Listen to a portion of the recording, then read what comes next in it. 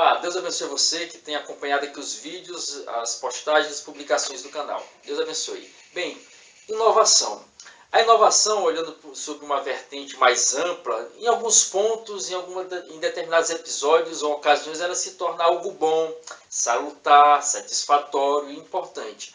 Mas trazendo para o mundo espiritual, ou para dentro do cristianismo, tem que se ter a devida cautela em observar a questão da inovação.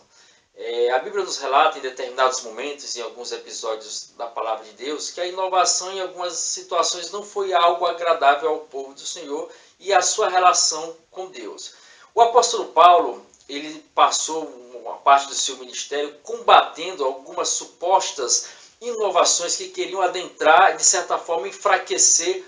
o Evangelho de Cristo, porque não observar ali na sua carta em Colossos, aos Colossenses, onde ele combateu de forma eficaz algumas doutrinas, alguns ensinamentos que supostos personagens ou figuras, de certa forma, que tinham um certo respaldo social, ou de certa forma um nome, uma boa dicção, uma boa oratória, um nome elevado na sociedade, um status social, que de certa forma atraiu a atenção daqueles que estavam seguindo o cristianismo. E nessa posição que estas pessoas ocupavam, elas acabavam introduzindo no meio da mensagem do cristianismo algumas filosofias e algumas tradições ou ensinamentos que iam de encontro com a essência principal da mensagem do Evangelho que Paulo estava anunciando, que ele havia recebido do próprio Cristo, como também os demais apóstolos. Ele nos relata, o apóstolo Paulo, em Colossenses capítulo 2, versículo 4, a sua preocupação em relação a isso. Ele disse: assim digo para que ninguém vos engane com raciocínios falazes, quer dizer, argumentações falsas, enganosas, que veio de certa forma prender a atenção e desvirtuar o povo da essência primordial do cristianismo. Ele torna a afirmar isso no mesmo capítulo 2 de Colossenses, versículo 8, ele diz: cuidado, que ninguém vos venha enredar com sua filosofia e vãs sutilezas, conforme a tradição dos homens, conforme os rudimentos do mundo e não segundo Cristo. Então, Paulo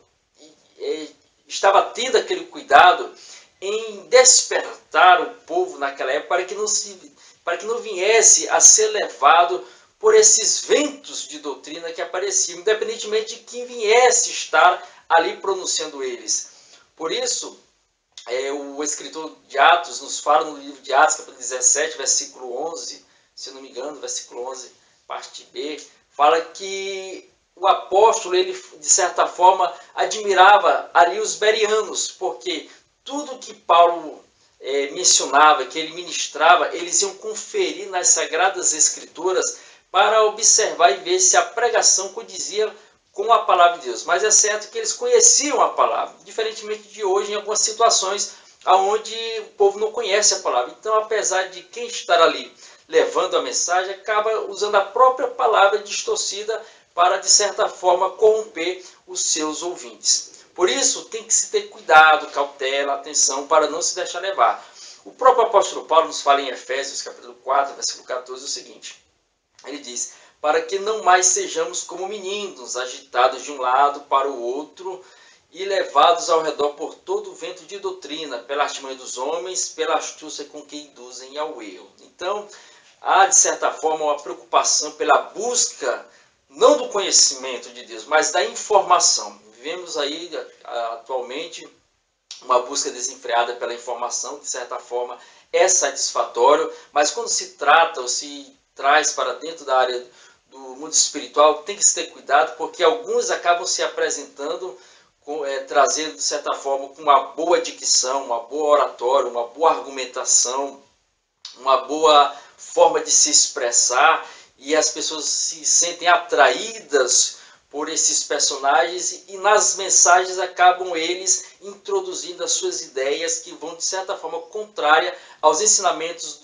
da palavra de Deus e daquilo que foi ensinado pelos nossos pais, por aqueles que no passado, de certa forma,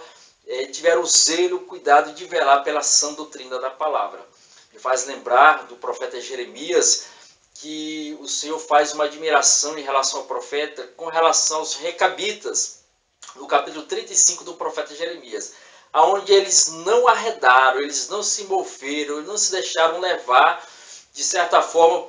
pelos ensinamentos ou pela forma que estavam tentando tirá-los daquilo que eles haviam, de certa forma, aprendido dos seus pais. Jonadab, filho de Recabe, ensinaram a eles que eles não deveriam tomar determinada situação ou posição ou quebrar determinados pactos ou ensinamentos ou preceitos que foram estabelecidos por ele, Jonadab, filho de Recabe.